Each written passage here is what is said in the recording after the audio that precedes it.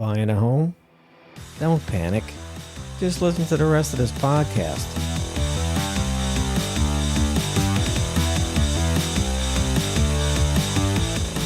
All right, everybody, welcome back to another episode of Home Inspection Authority's Straight Talk Podcast with me, John LaForme.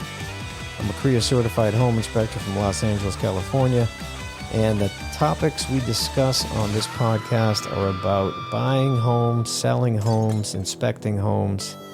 So if you're a home inspector, home buyer, real estate professional, this podcast is definitely for you. All right, everybody, we're back. And today I have with us the one and only Kevin Lehouillier from Colonial Floor Service. What's up, Kev? What's up, John? You're the second masshole I've had on here in the past month. Good. Let's see how I do. I grew up with this kid. And, I don't remember exactly what grade we started hanging out in. I don't remember back that far. But I do remember you and I did Halloween as Kiss. Yep. By the way, you ever find those photos? They're somewhere. Dude, I would give anything to see. I would give anything to see those. That would be so funny to look at photos of that. I probably do. You probably have them somewhere? Yeah. Sweet. So you have been doing hardwood floors since as far back as I can remember. I actually worked for you for a little while, and I can't remember. Did you fire me? I mean, did I do something stupid or what? Yeah, I fired you. I was actually thinking about that, and I think it's probably being late. I'm wondering if you were a late person, because I fired a lot of people for being late. Oh, that's awesome. Yeah, but I just can't remember. Me neither. I can't remember that far back, but I do remember the big machines and all the dust and all that stuff. And it's just like, wow, you and I lost touch for several years, but on occasion we'd, call each other or whatever. I remember inviting you to my 44th birthday I had there in Lowell. Yep. I showed up to visit my family. That was a long time ago, dude. And now we're much older. And you're still doing that exact same business. And that's commendable, man. Yeah. How many years you been doing it? 42 years. Wow. 42 years. That's impressive. And the reason why I thought you'd be a good guest for the show is because, oftentimes I run into hardwood flooring here in California. And, it's typically worn out when I see it. On occasion, I'll see some homes that, wow, they actually spent the money and had these things. They had these things refinished and so forth. And so, I've always had questions about, refinishing floors, repairing hardwood floors, and so forth. So having you on the show to explain all that would be really great for home buyers, home inspectors, because when you find it, well, as a home inspector, we have to report it. If there's something bad with the floor, like we see damage, maybe it looks like it might be wood destroying organisms like, termites or something like that, or it's just worn out. We just want to know how to report it and so forth. So you, with all your experience, tell me about what type of floors you typically deal with hardwood. Is it a certain brand? Is it a certain material? Yeah, I mostly just buy one company's product. It's a 10 Oaks, and it's clear grade. The reason why it's a good mill, and the boards are longer than some of the regular Select and Better stuff. Okay. So we talking like a pine board, or what if hardwood? What's the material that they're made out of? That's what I'm kind of trying to ask. I guess 90% of what we do is oak. Some pine. You get some pine, but not a lot. Not a lot. Okay. And the majority of your work is it just basically refinishing, or is it installs? What do you mainly do? Well, it's interesting because if I install it, I sand it. So that's 50-50. Okay. But, and then the ones that I just refinish. So, so it's, maybe, 70-30, 30 being the install part of the jobs, and then 70 being just sanding work. Refinishing. Okay, got it. Right. And I know one thing, that job is very involved. Like there's a lot of steps to this, right? Yes. How many steps would you say there is to doing a 1,100 square foot house, all hardwood floors? I would have to say 6 to 7. Okay, 6 to 7. By all means, tell me what they are.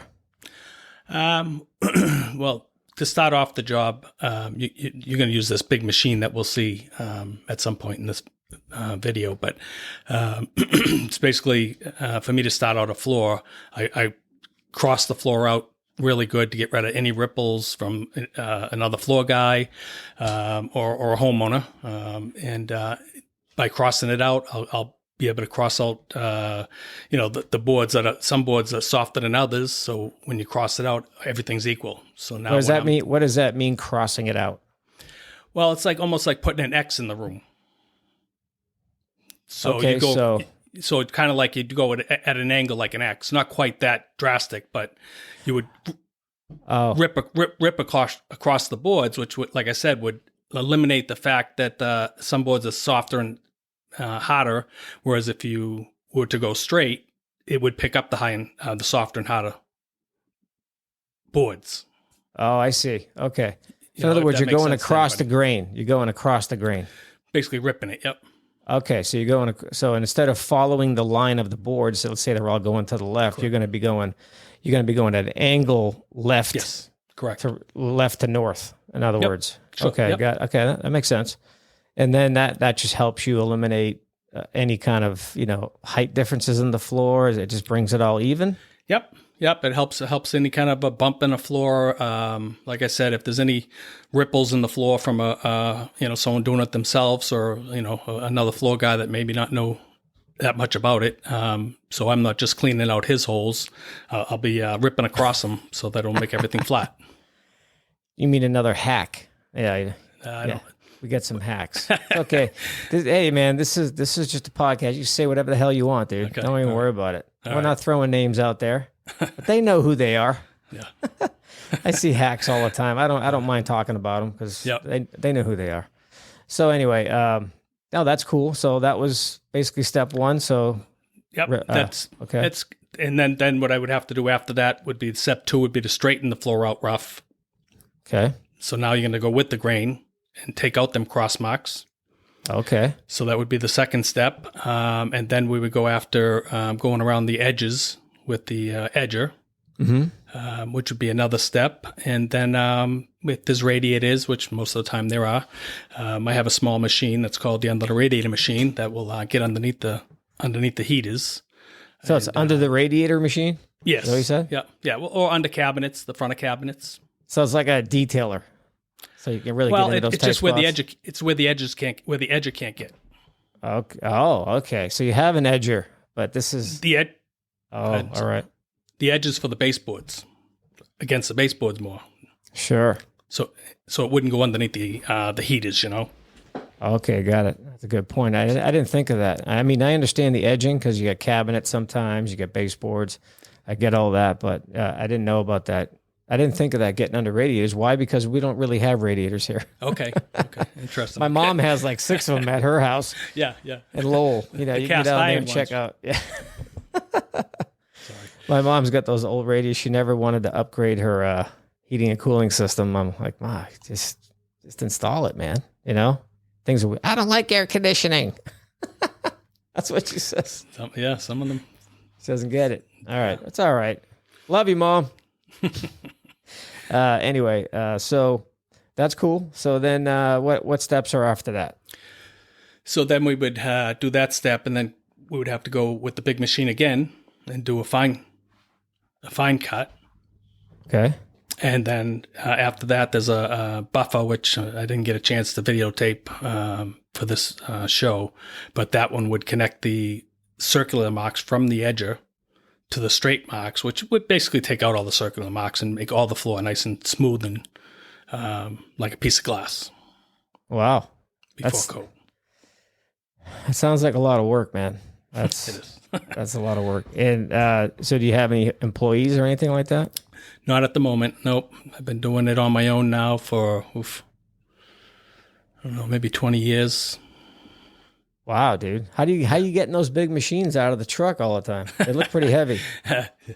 The big machine comes apart. The newest addition to the company is a buffer sander. They call it a sander more than a buffer. And it weighs about 200 pounds, and that doesn't come apart. So I think you sent me a picture of that. Yes, there might be a picture of it. Yeah, yeah. Yep. All right. Well, we're going to get into some pictures eventually here. So we'll get into that stuff. So basically, that sounds like a lot of work. So Kev, I have a question. Make believe I'm a homeowner and I'm living in my house. I'm already living there. Okay. And I got my furniture everywhere. And I mean, I want all my floors redone, sanded and refinished because they all look like hell. So how is that going to inconvenience me as a homeowner? What do I have to do to prepare for you? Do I have to move everything out of my house, or are you going to do one room at a time? I'd do the whole house. They'd have to empty it, put the furniture in the garage or in a pod or something. Okay, so that is a big inconvenience then. Yes. Because I'm living there, right? Mm-hmm. Yeah, so that's a good point. A lot of people probably don't think of that before they call you. It's like, yeah, go ahead. Most of the time, the people would go on vacation while I'm doing that. Really? So they'd schedule a vacation and then, yeah. So they're spending money on a vacation and they're spending money on you. So are these people standing on their wallets when they call you? I mean, do they have a lot of money or what? I have no idea how much people have. Dude, that's money, hilarious. Whatever works for them. Going on vacation. Yep. So you're just, wow, that's interesting. I never thought of it that way before. Yeah. Wow. Okay. So what if you don't have any customers that don't go on vacation? Is that what you're saying? Well, if they want the whole house done, they'll have to stay at a hotel or a family member's house. Okay. So okay, as a homeowner, you are going to be inconvenienced with this. So if you're not going on vacation, you're going to have to stay at your in-laws' house, and that could be hell right there. So it's hard to say, but okay, that's putting it in perspective, and that's giving everybody a realistic understanding of what's involved for you to do your job. And yep. I think the beauty of that is if everyone's moved out, no one's there bugging you. That's got to be cool. You just walk around with your headphones on. Yep. Yeah. No, nobody wants to be in my space anyways. It's noisy. Yep. It's very noisy. You have to wear headphones, don't you, for sound? Yep, I do. Yep, all the time. Yep.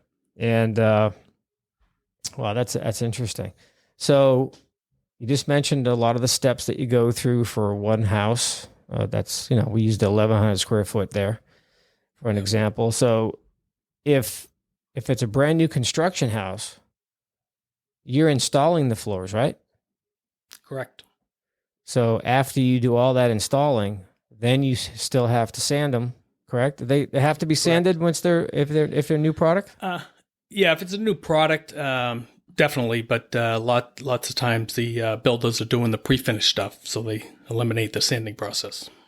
Oh, okay. So you don't have to do as much sanding, or you just got to do a minor sanding? You just install it. It floor's already finished. Oh, so they're all stained and coated. Yes. What's the top coating on this you're using? It's something the factory uses. It's some type of a VOC.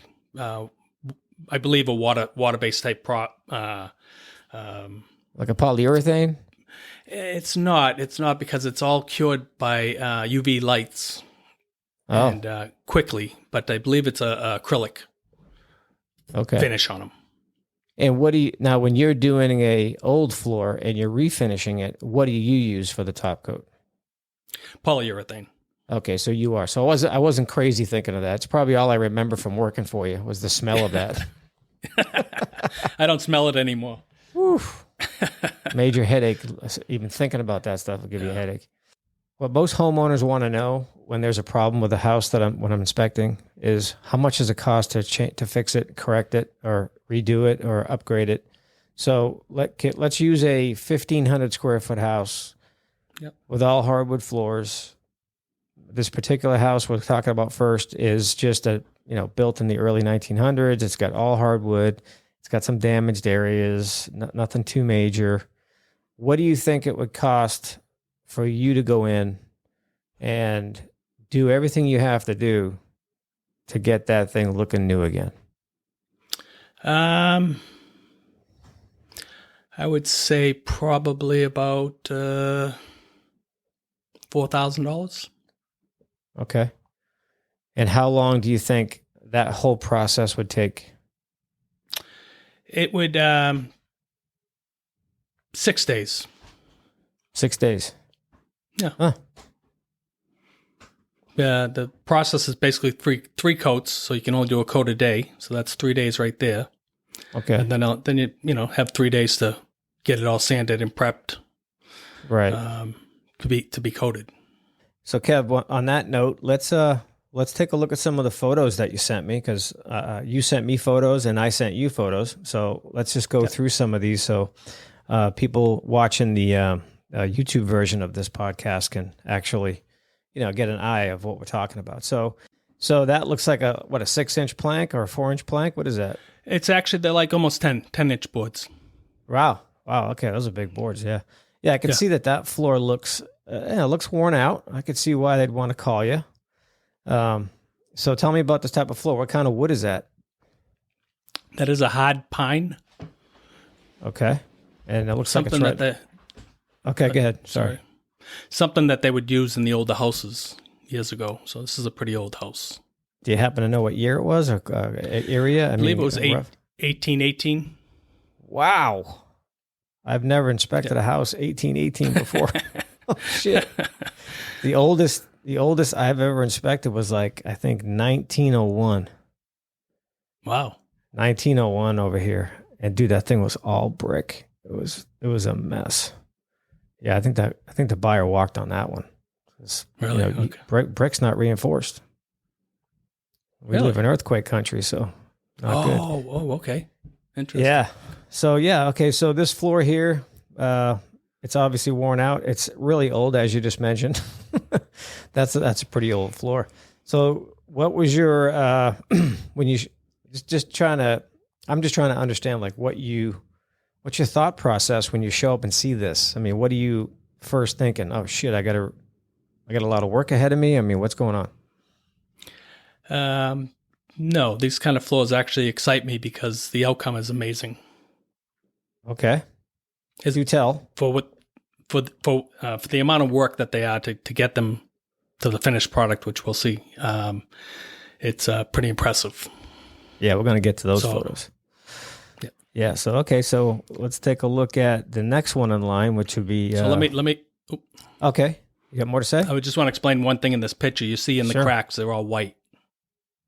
Okay. Correct? Yep. Okay. So what that is people have put in filler in them cracks. You mean wood filler? Wood filler. Yes. Sorry. And what ends up happening with that situation is puts more pressure on the boards. So now when the boards get moisture, you have that filler in there, the boards make more room. So these cracks are pretty big once I clean them all out. So you mean expansion and contraction comes into play? Well, different temperature changes. Different temperature changes makes the wood shrink and expand at different times. Yep. Okay. And it adversely affects the wood floor. Yes. Wow. And we'll see. I can explain more with the other pictures, but yeah. Okay. Yeah. That's really interesting stuff right there. And it looks to me like you cleared out all the wood filler you just mentioned. Yep. I took all the filler out of the cracks and prepping it for another step. That's a lot of filler you pulled out of there. Yeah. How long did that Wait take till you? see that was a good, say 3 hours. Woo. On your knees? Oh yeah, that's easy. That don't matter. I'm just saying, you're on your knees. What'd you pull it out with, a screwdriver? Yeah. Yeah. Just a screwdriver? Okay. You don't have to use a special tool for that? That's No, they're so big. Oh, they're big. Okay. So they just pop right out. And they're not really adhesed very well either, I'm sure. A little bit, but not really. Yeah, got it. All right. So this third photo looks like you swept everything up that you just scraped out. And I think I see dog hair in there. Or maybe that's a cat. There's a lot. Yeah, there's a lot of. It looks like there's a lot of stuff in there. All right, so there's a lot of debris there. So the next picture, I'm seeing some weird sand marks here. So we're looking at some really cross-grained sand marks. Is that right? Correct. Yep. So go ahead and fill me in on the rest of this. So what I'm trying to accomplish in this process, the boards,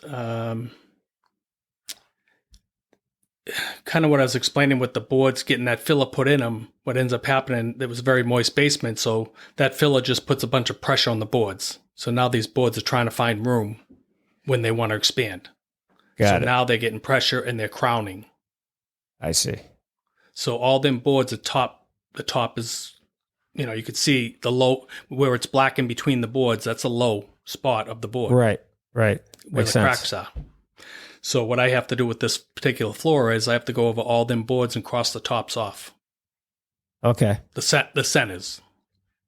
If that makes sense. Yep. Totally. Okay. So that's what that picture is. Right. Okay.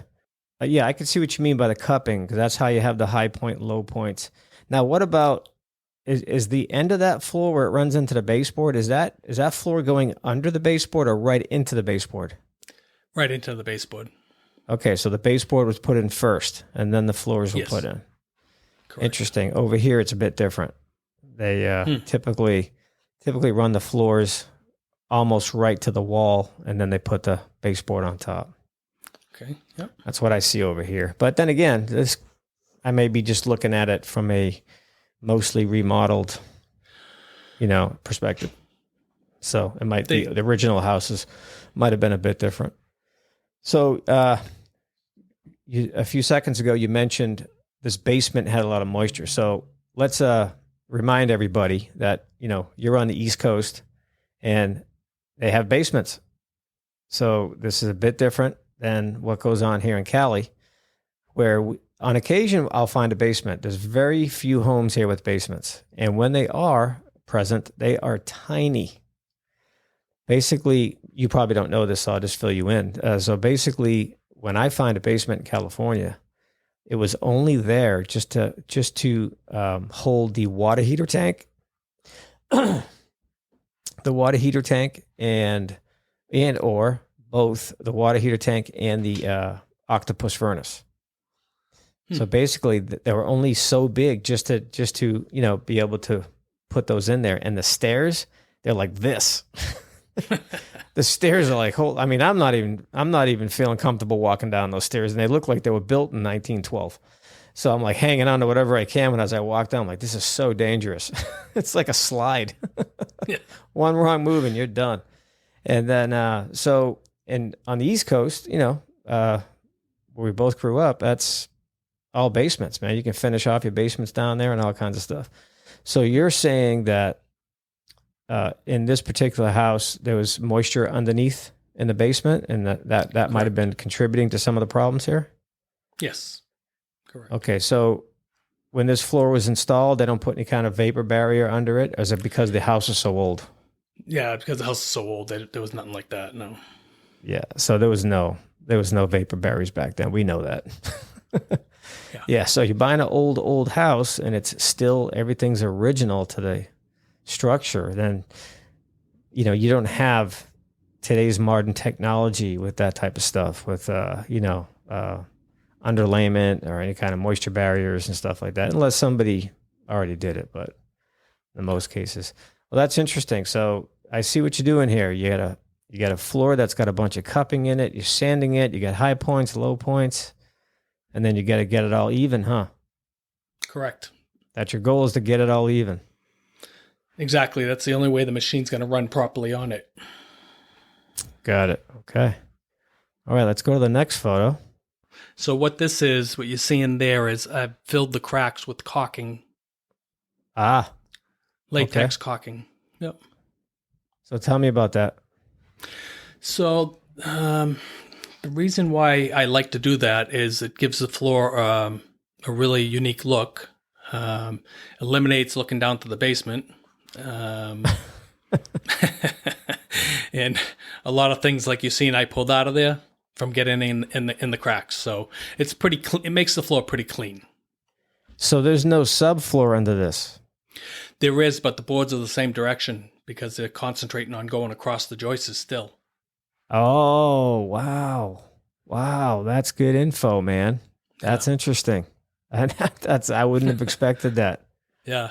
So they're all running in the same direction. Correct. Interesting. So if there's cracks in the sub, and those boards, the subfloor we're talking about is probably what, a 1x6? They're pretty big boards down there too. Oh, okay. Oh, that's right. You said these are like 10-inch? Yeah, you said these are like 10-inch. These are 10s, but the other ones they vary. You know what I mean? I'm just guessing that they would have used the scrap parts of the trees. Right. For the lower part, so it could be anything down there. That's why there's big spaces that you might land on the same crack and be able to see down in the basement. They're like, no one's going to see this. Let's just use this shit. Well, makes sense. Yeah, I get it. I got back in, you said that was what, 18 what? 18. Wow. Dude, that is so old, man. Yeah. Damn. Wow. Okay. So, all right. So you filled in with, you said it was caulking? Yeah, latex caulking. Latex caulking. It's black. All right. So you filled all that in, and now you're going to start sanding? Is that what you're going to do next? Correct. Yep. Okay. Wow. I would expect that you would sand the floor first, then put the caulking in. But yeah, explain that to me, because that's I would have guessed the other way. Well, it's pretty messy for one thing, so you don't have to worry about, putting it in like that. You would have to, if you did it after, you would have to tape off all the cracks, I would think, and fill them in so that you could peel the tape away, but then you'd have an edge on the caulking. So putting it in before that, I'm going to sand it level with the floor. Okay. So it's all going to have the same. Right. Now, obviously, you're letting it dry for a day or so too, I'm sure. Yes, correct. Yeah. So it's nice and dried out and everything.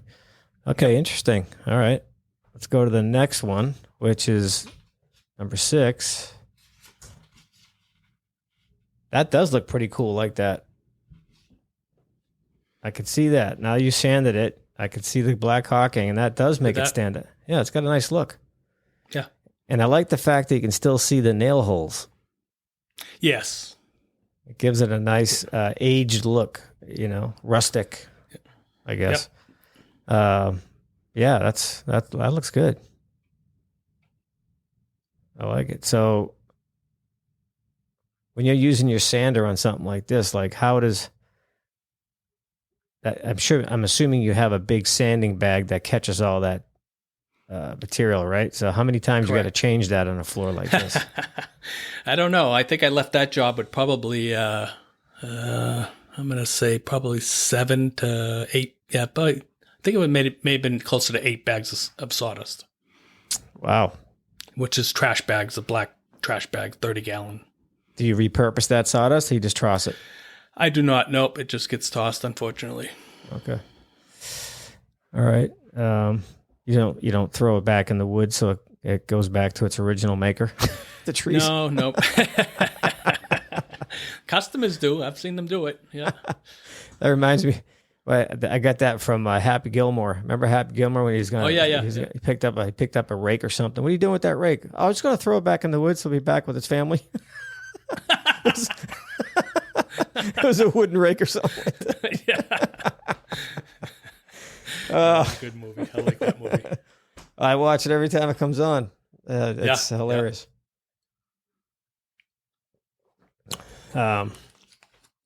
By the way, Kev, I'll be getting you one of these. Good. I like them. Your own coffee mug. Just so anybody watching right now or listening, I've been getting a lot of requests for these coffee mugs I made. That's awesome. So what I did recently was I just opened up a Shopify store. So I'm going to have a link to that in the description on the podcast and the YouTube video. Anybody listening or watching, you can click on that and you can get a t-shirt like this, buying a home, don't panic. Yes. And coffee cups, and there's going to be some other merchandise on there. So people are starting to request it a lot, and I can't keep up with the order, the requests. So I'm just like, you know what? I need to do this simply. So I created a website for it. Nice. So, but I'll get you one of these, man. Cool. For being a guest on the show. So, all right, cool. So that floor looks really good to me so far. And this is not coated yet. Correct. Or colored. Are you going to put a color? No, that floor is not going to need any color. That old floor has so much color you wouldn't even touch it with a color. Okay. You know, it would be a shame to put stain on that floor. Right. All I can see in the edges, looks like you didn't finish the edges yet, right? Is that what you got to do? You got to clean up the edges? The edges of... the baseboard and stuff? I think they're all clean there, isn't it? No, it doesn't look like it to me. So it looks like you probably just haven't got to that part yet, I guess. I don't know. Oh, maybe. Yeah. Let's look. You don't remember? Okay. No, I'm trying to see because it should be bigger, but you're correct. Because I know what I did. Yeah, I went across the grain there just to get some of the old stuff off. Yep, you're correct. Okay.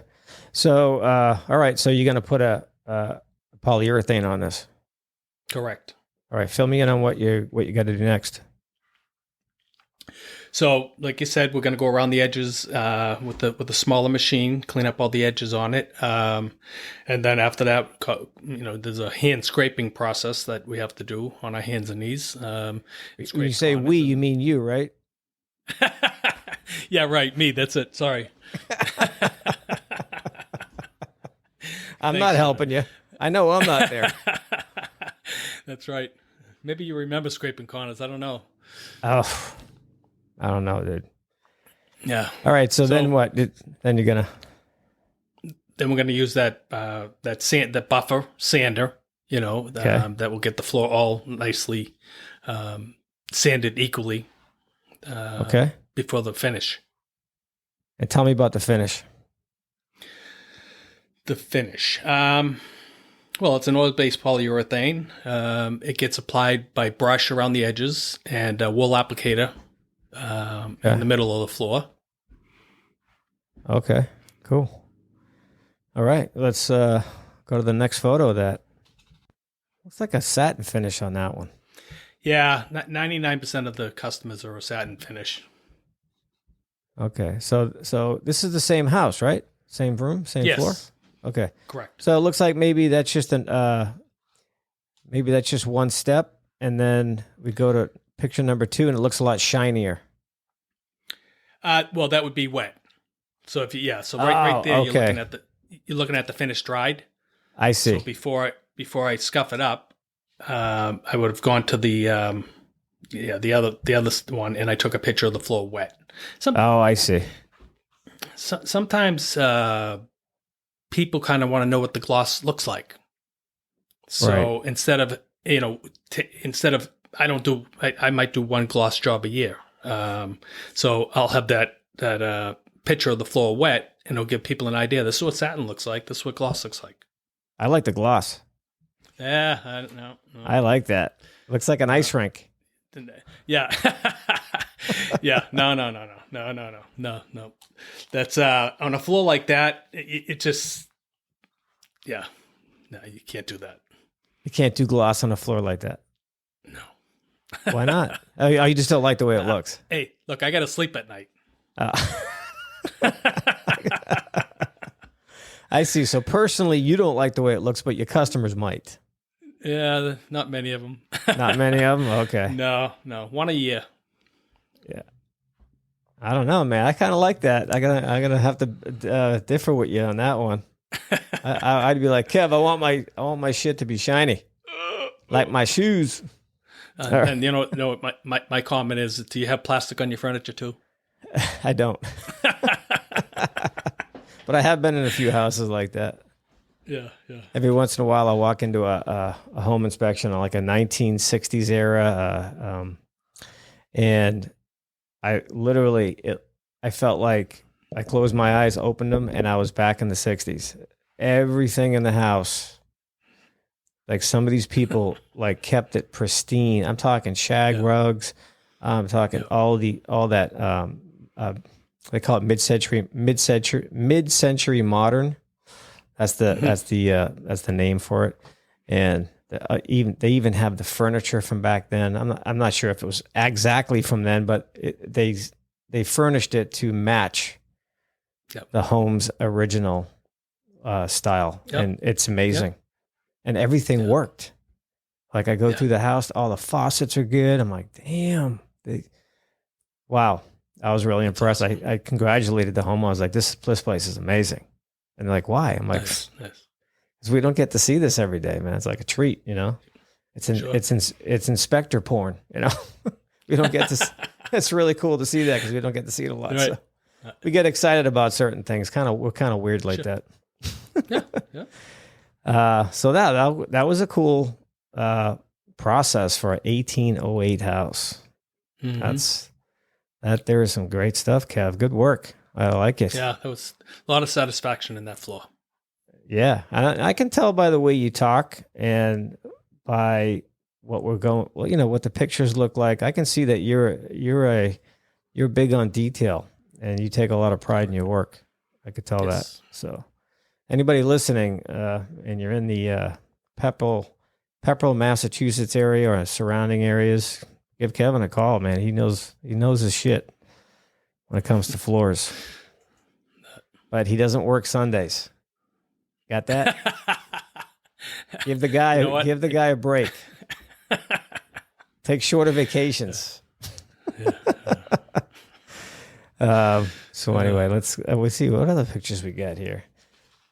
Okay, before we go more into the next floor that we're going to talk about with you, let's go to some pictures I sent to you. Okay. Of stuff that I find. I just want to get your opinion on it. I'm not expecting you to have answers for me on it, but I'm just curious as, you know, what you think of it. Because sometimes some of these things are rare. Some of them are common. What you're looking at here is a wall furnace. As you can see, there's a wall furnace on the wall there, the bottom of it. Yep. Mm-hmm. But that was added later.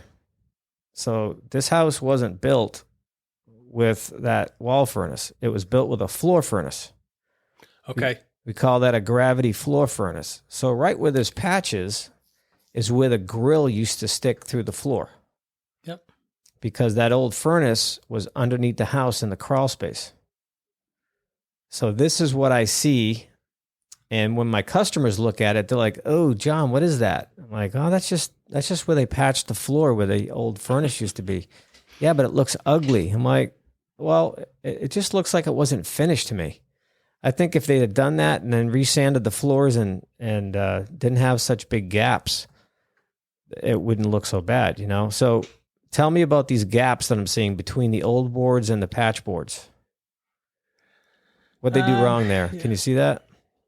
Well, I mean, the first thing I see wrong there is, you know, you get these little 2-inch spaces. It's almost like you stitches in your arm when you get a cut. You know, it's it's obvious. You know, so that's number one. Just you know, for me to do something like that, I would have brought that out 3 feet.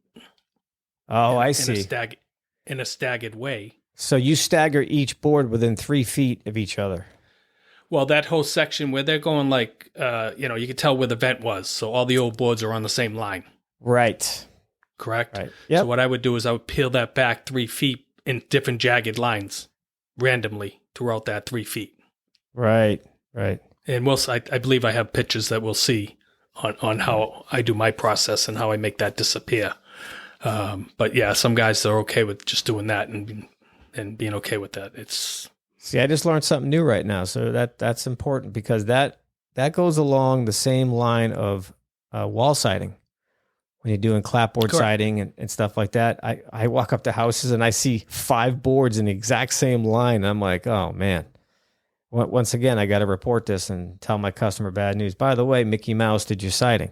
So it's the same thing. So basically, what Kevin's trying to say here is when you're attaching boards together, whether it's on a floor, and I'm saying whether it's on a wall, doesn't matter.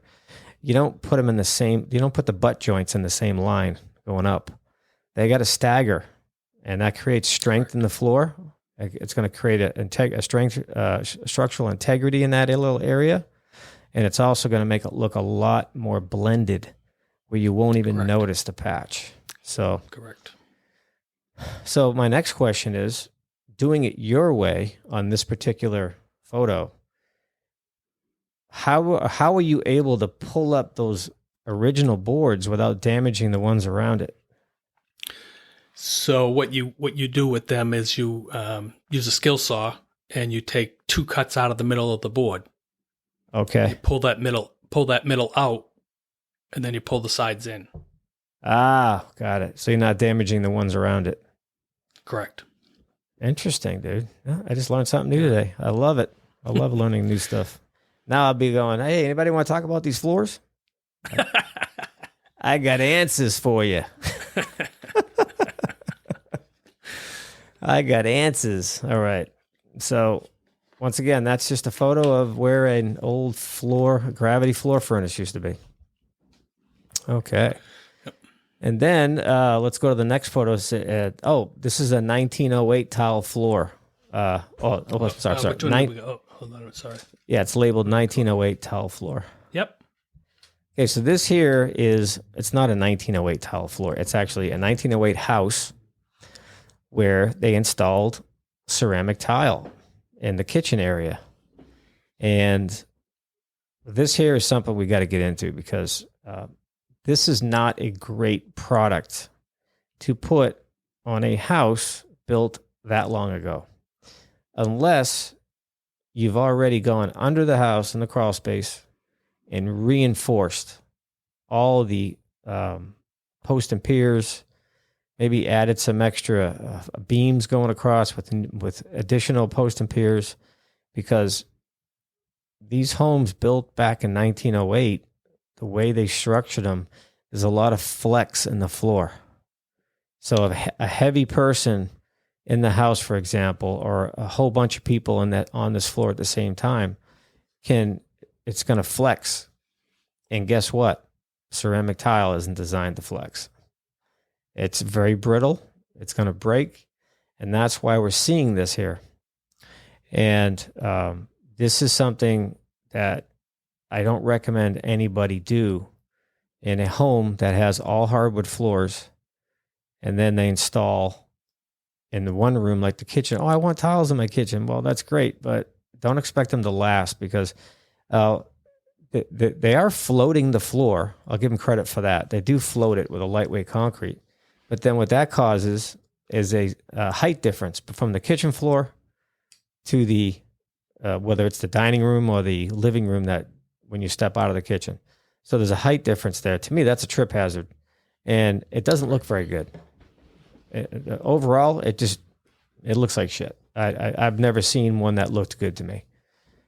People are like, oh, I noticed my customers say, John, I noticed I have to step up here. I'm like, well, yeah, that's because they put a non-standard floor install here, and they had to float the floor, which means give it a solid base under it. But still, look at all these cracks. I mean, these cracks ain't from somebody dropping a pot on the floor. These are from just flexing. As you can see, these cracks go in all different directions. There's not one line going straight across the floor. If that was the case, I'd be like, oh, you know what? You might have 1 week support right there or something like that. But overall, that's the reason for this. So as you can see, this is a different house. This house is built in 1922. Once again, it's got hardwood floors.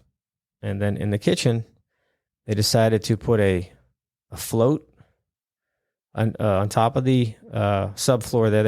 I'm not sure what was in the kitchen first. I have no idea, because I just don't know. But somebody came along at one point and said, hey, I want tile in my kitchen. And this is what they did. So as you can see, I can literally see the grouting underneath the tile there, if you look closely. And then the reducer is not even correct. The reducer is the part that takes the height of the kitchen floor and tries to blend it with the height of the living room floor. Yep. So the reducer itself is also a trip hazard because they didn't do it right. So this just looks like shit to me. I don't know why anybody would want to do this. So Yep. I would say this was installed by a non-qualified person, Yep. somebody who's just trying to satisfy the customer. Customer probably said, I just want this done. Or they did it themselves. So this is not going to last. This is a floor that's not going to last. Eventually, they're going to develop cracks in that floor. These edges are going to start getting chipped from people kicking on them and stepping on them, or if they have a rock in their shoe and they walk on that, that's going to cause all kinds of problems. So I just wanted to show that to you. Now, do you see stuff like that, Kev? I do. When I see that type of stuff, and what that tells me right there is people are just putting on top of every other floor that was on there. Right. Instead of doing the way I would properly do that would be to basically cut out the floor, bring it right back down to the original subfloor. Right. And then start over with the material you need to make it level with the wood floor. Right. That's a good point. People do this stuff, and all the doorways change. The doors start scraping on the exterior doors are scraping on the tile. Yep. Or the wood floor because they're building it up, and everything is set up for that build-up. Right. But they're too lazy to cut around the cabinets and cut the board out. So they're, just do this. And, I run into this type of stuff, and I leave it up to my customer. I said, I'll give you a price. I would say pull it out and go right from the subfloor up. That way you have everything nice and level. Everything's the same. You don't need them transition strips. Right. And in other words, that is the correct way of doing a floor, as opposed to just stacking stuff on top. It's like a roofer. Correct. Okay, you know what? You need a new roof, but today we're going to offer you this option. We are not going to take off the shitty roof. We're just going to go right over it, and then you'll never see it again. It's just, unbelievable. I never thought of that, but yes. I don't agree with that stuff.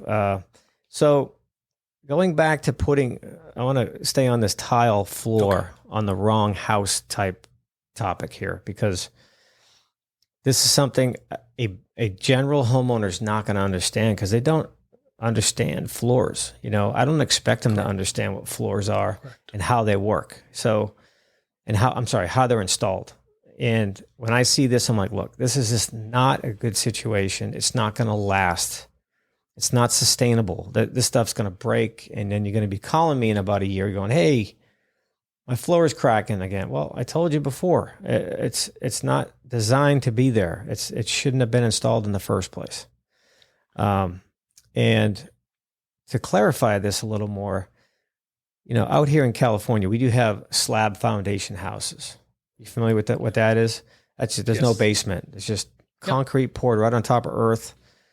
And that is the ideal place for tile. That is an ideal place to put tile because it's got a really solid bottom to it.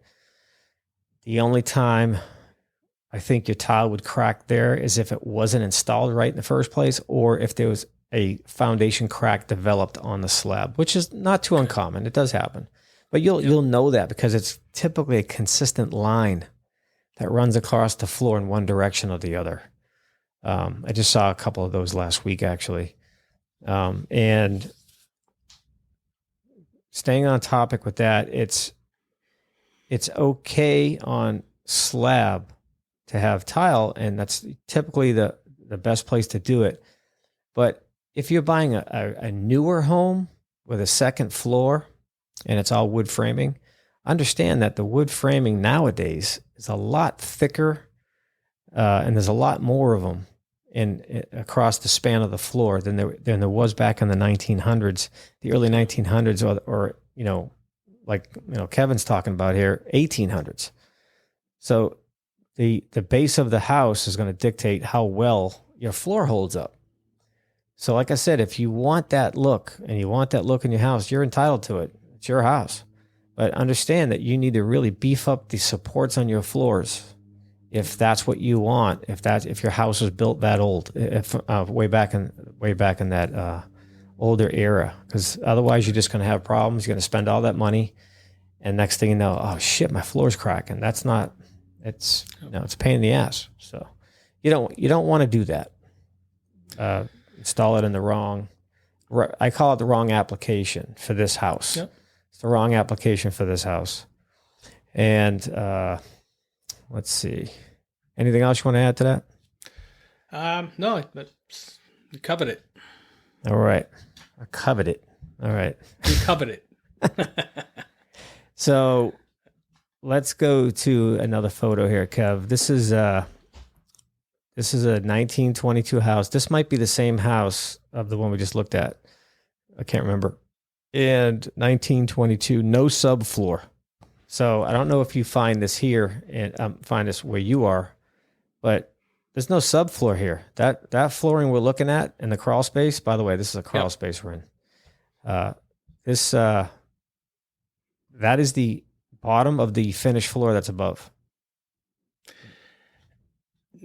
Now, when I was looking at this, and I don't know if you checked this, something like that would be done in a house here that wanted the wooden ceiling.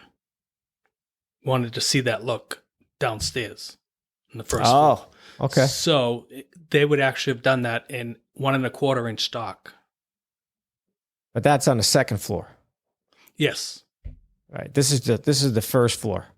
Right, but Yeah. I understand that. But what I'm saying is the first floor, this could be 1 1/4 stock as well. I didn't know if you looked at that. No, I have no way to access. Like I'd have to pull the house apart to see. I can't tell. Okay. I can't get a tape measure on that. So I'm just guessing that's the way you would pull that off. That's just my thought. Right. So let me fill you in on the building codes in the early 1900s. There wasn't any. So there was very little to the any kind of a building code. So best way to explain it is there's a new street being developed called Elm Street. Okay, we'll call it Elm Street. And then we got 6 houses on one side, 6 houses on the other side. Tom's construction was hired to do the ones on the right, and Joe's construction did the ones on the left. The way Joe likes to build, he doesn't like subfloors. He just wants to do this type of install or whatever. But the other guy across the street, he puts in subfloors. And guess what? There's nobody driving around going, hey, you know what? You can't do that. You got to do it this way. That's just how it was.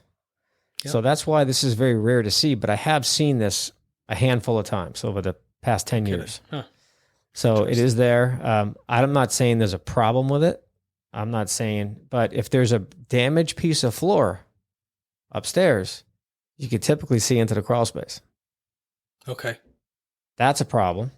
Because now if that crawl space is taking on water, has a moisture intrusion issue, then that moisture can get into the house.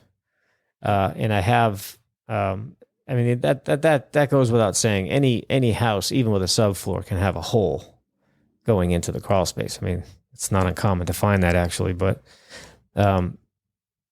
that's how I just describe it. So I tell my customers, the house is constructed without a subfloor, and I got to say it in a way where I'm not alarming them. I'm not trying to scare them or anything. I'm just letting you know, just so you know. What I've observed is there's no subfloor here. You're standing right on the hardwood floor. That can be the bottom of that hardwood is being seen in the base in the crawl space, and luckily it's 16 inches on center. And I'm sure it's a pretty hard wood too. Otherwise, there'd be a ton of flex up there. But sure. I've been in some houses, same age, close to it, maybe a little older than that, and I've felt quite a bit of sponginess in the floors. So it depends on how they lined up their floor joists. It really does, and depends on the age. So yeah, if I was buying a house like that and I was going to spend money on my floors, I would probably have a general contractor come in, get underneath the house, and just add some more floor supports. and just really sure that thing up. Yep. So there was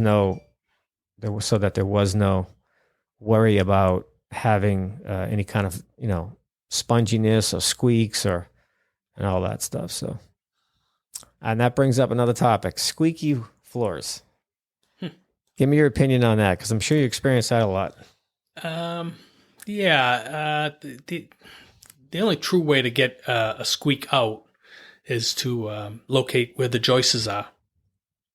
And it could be as simple as a galvanized finish nail works the best, Okay. but you have to try to put them holes in the floor so they're not going to be noticeable. So myself, I would try to fit them in a grain so that they would blend in. You wouldn't see the hole in the floor. Try to mask it. Yeah.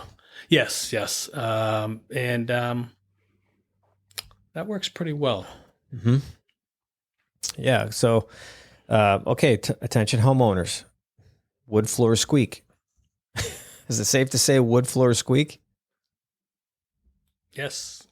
Okay. So that's my point. So even second floor houses with carpet, the floor squeak. All that is your subflooring. It seems to really get people's attention when they hear a lot of squeaking on the second floor. It's just because the nails that come through, or maybe when they shot the nail, it missed the joist. It's really an easy fix, but you do have to peel back your carpet. You don't just put nails through the carpet to fix it. Right. So you got to pull. Yeah. You got to pull back yeah. Sorry. What? John. Oh, go ahead. They do have some type of a screw that goes in that the head pops off if you want to go through carpet. Oh, really? Yeah. Nice. I didn't know that. Thank you for that. Yeah. Do you know what that nails? I'd like to look it up. Yeah, I just know that I've seen them. I haven't used them, but I've had people mention it to me. It wouldn't work with the wood floor because it would be too big, for the wood floor. But where you're going through the carpet and you don't want to pull it down with the head, you put this thing in there, and then the head pops off. Yeah, but how do you know where the joist is looking through the carpet? Well, you would have to figure that out. Yeah, that's always the factor. Yeah. You know what I mean? Yeah, so I'd be careful with that one, folks. Sounds like an easy fix, but you might just be screwing that into nothing. Nothing, I know. Right. Because underneath your subfloor are joists that go this way. Subfloor's like this. So if this particular joist is where the problem is, and because the plywood right here is typically not nailed correctly, and it's going like this, and you start screwing those things in, you keep missing the spot. You don't know where it's at. I guess you can try to get lucky, but yeah, maybe call a pro for that, or pull the carpet back, take find one end of the joist and the nails are, snap a line with a chalk line, and then bam, just get some really good deck screws, and you'll never have that thing move again. That's right. Guaranteed. I've done it many times myself. Last house I remodeled, pulled up the carpet because I did the whole room. I pulled everything out of there. It was just all bound to wood studs. And I went through, snapped lines on all the way across, and re-screwed every part of that subfloor. Yep. Because I wasn't sure what I was going to put in there, but I just wound up going with carpet anyway. So yeah, that's a good one. Squeaky floors happen. Don't panic. Call Kev. Oh. Yeah. So tell me about those machines. All right. So they're both a belt-driven machine. One's a German machine, the green one. The black one's an American one. They basically do a good portion of the floor. I would say 90% of the floor. And they weigh probably about 200 to 225 in weight. Wow, they do look heavy. They do look heavy. Yeah. Versus, a homeowner might be able to rent one at a rental place that are probably about maybe 60 pounds, and they run off of 110 power because these actually run off of 220. Okay. So they can't rent them, but the big thing with these here is the weight is what's doing the work. The weight of it. The weight of the machine is doing the work. Sure. Yeah. So where these rental ones, the homeowners get frustrated because it's like, it's not, they can't not get weighted. through the finish. They can't get through any. They don't have the weight. Right. Put the kids on there. Stick the kids on there. I've done that with my kids when they were younger. Oh, that's cool. So one's a German and one's American. Yep. So is there a reason for that? One's German. Do you have to have both? Or I started out with the German one. I thought I'd try this American one because it looked like it, and it is heavier. It looked like it might go through the job a little quicker than the German one. After buying it, after $7,300, I find out it doesn't do much more than the German one. So wow, it's just an extra machine right now. You should make yourself a YouTube video about that, man. People would like to know that. Yeah, that's a good idea. Yeah, maybe next time I'm out there visiting, I'll come over and we'll create some content, and I'll go I'll go to work with you. I'm not going to help you. No, I'm not carrying that thing. You'll hold the camera. Yeah, I'll hold the camera for you. So yeah, all right, that's cool. So you got quite an investment there. So each one of those is about $7,000. Yeah. Yep. Yeah, but hey, isn't it great to have the best tools there are? The best tools and taking care of them. Yeah, I'm a huge fan of buying the best tool in any category because I just feel confident using it. I bought cheaper stuff and found out, it's giving me false readings.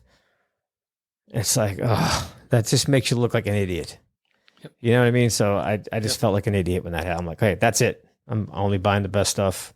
That was a long time ago when I came across that. So, sure. I always tell people, don't skimp on these other home inspectors and stuff or tradesmen. Don't skimp and just buy shitty tools just to have more tools. Save your money and buy the right one. It'll last longer, give you better results, and that is a knowledgeable client will see that.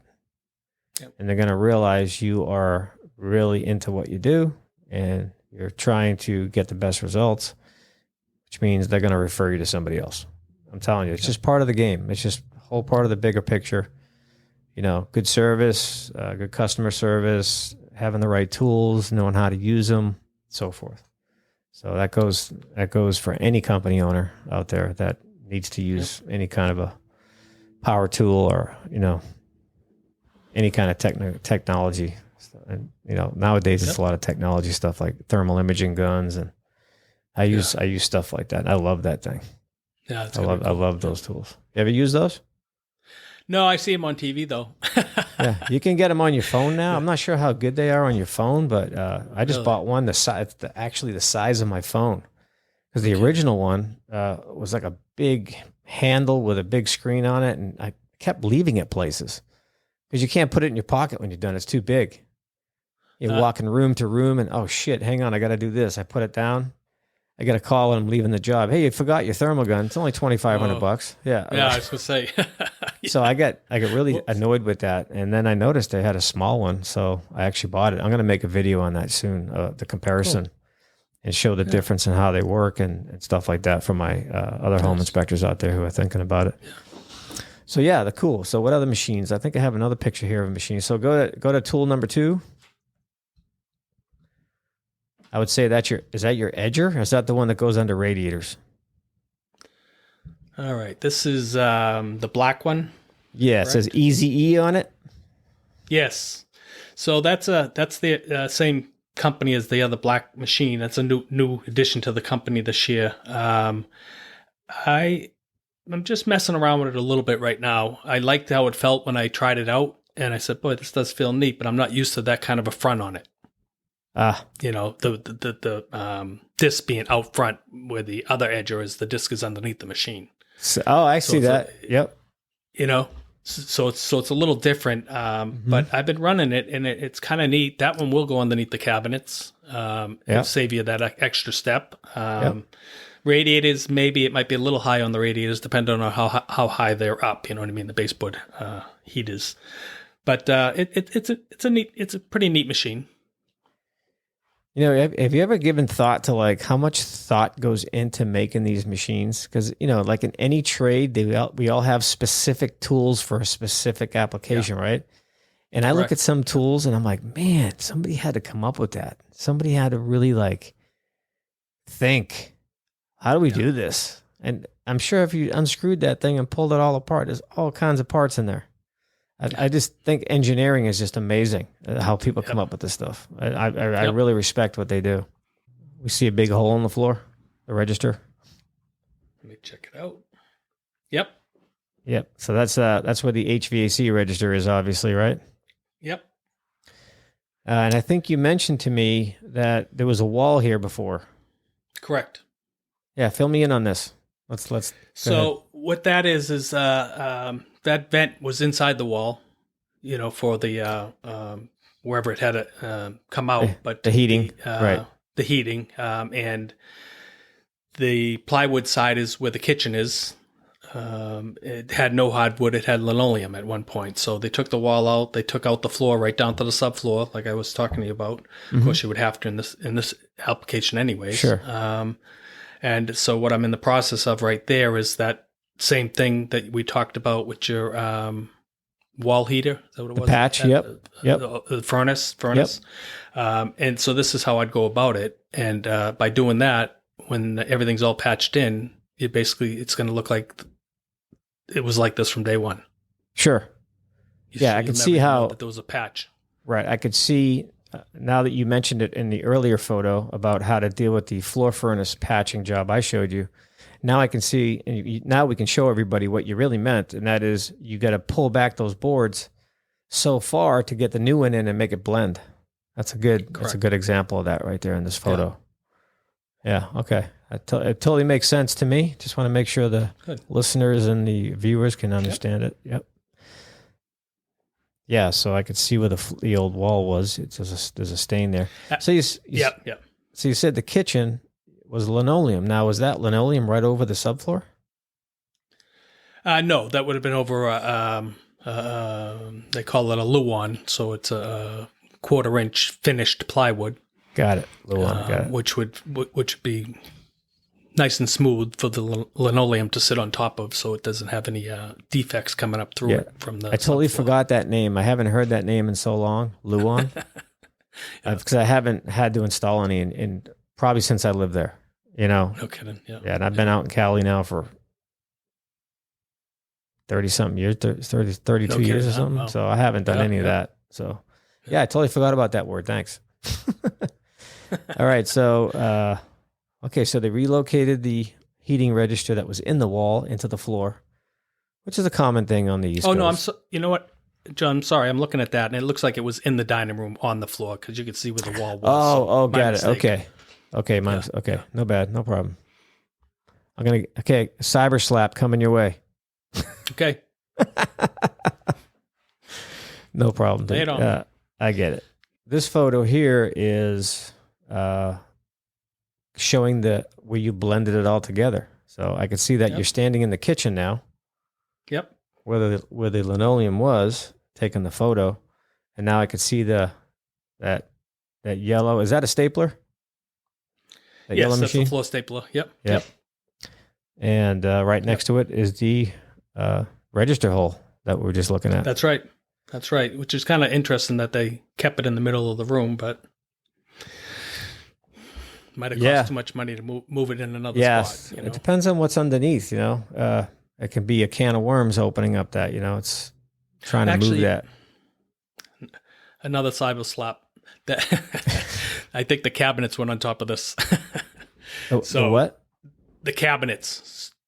That's where the kitchen's going to come over. There's going to be a peninsula that's going to come over to that hole, and it will probably vent out from underneath the cabinet. Oh, got it. Okay. So that's two cyber slaps. That's two cyber slaps for you. Yeah. Hey, I've been smelling polyurethane a long time here. Just give me a break. Never mind the thinners and all the other stuff. Yeah, I hear you. So let's see. This looks. I can see. So now after you fit in all the boards to mesh together, you then have to sand the existing floor and the new floor, right? As well. Yep. To make them all blend. Okay, got Correct. it. Yep. Yep. So you're just basically taking off that original finish on the already existing hardwood. Correct. Okay. Now in this photo, John, you can see the black felt paper that gets put underneath the floor. Yep. And what that does is it keeps the hardwood floor from touching the subfloor, because when you have two wood materials together, it can be squeaky. I see. Okay. So that stops that. So that's a common practice to install a felt paper. Correct. Yep. Okay. Yes. Yeah, I can see how you doing the cross sanding. I can see how you're going across the grain. You're not going super across it. You're just kind of cutting it off at an angle. I could see. Yes. See what you're doing there. That looks good, man. I mean, wow, that's step-by-step process showing all the steps is pretty cool. Nice. Yeah, that's really cool. That looks good. Good stuff, Kev. Yep. And then we go to the next photo, which is number 4. It looks like now you've stained it. Well, that's just a polyurethane. Oh, so it's just the urethane that gives it that color. That's a urethane, yeah. That's no color. Yeah, that's the color of the wood. Got it. Well, that's a big difference. Yeah. It really darkens it up. Yep. I believe in California you use all water-based, correct? Oh, I don't know. I don't install floors, so I've never talked to a floor guy about that. I wouldn't know. Mm-hmm. Cool. That looks good, man. It's coming along. Yeah. And then the next picture, number 5, that's the other direction. Same thing. It looks good. Sweet. Yep. Pretty wild. I do love what I do. That's good. That's good, man. It shows that you do. And, letting homeowners know about this stuff. I think it's a good topic. I think it's a really good topic. It can be pricey and you want it done right. If you're going to have hardwood floors installed, you need to make sure you don't call the plumber for that. Hey, let me tell you one thing. All right. My cousin's married to a plumber and he's like, hey, let me go to work with you for a day. You don't have to pay me. I just want to see what you do. I'm like, oh, okay. So bring him up to this big house up at the beach, 3 spindles per step. Grab a scraper, start chopping it. He goes, you couldn't pay me enough money to do this.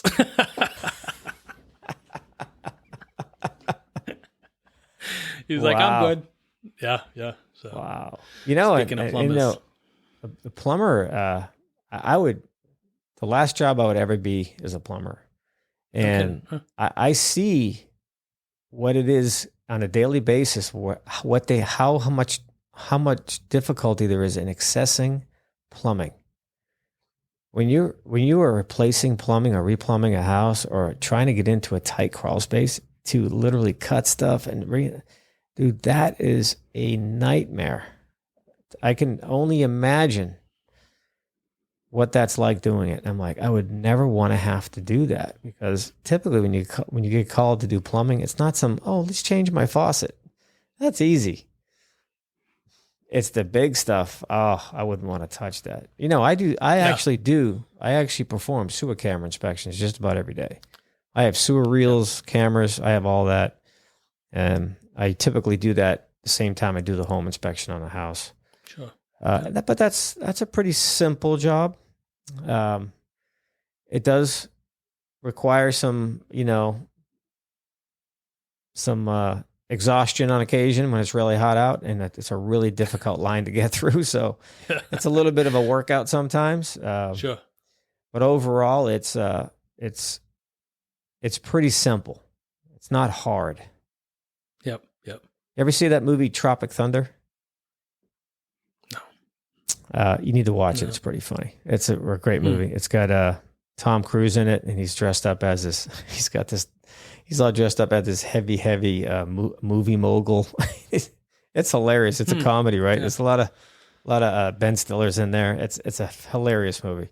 Anyways, You'll he have to makes a send it to me. comment. He makes a comment to his assistant, who's always bashing his assistant, and he goes, "You know, a ballless monkey could do your job, right?"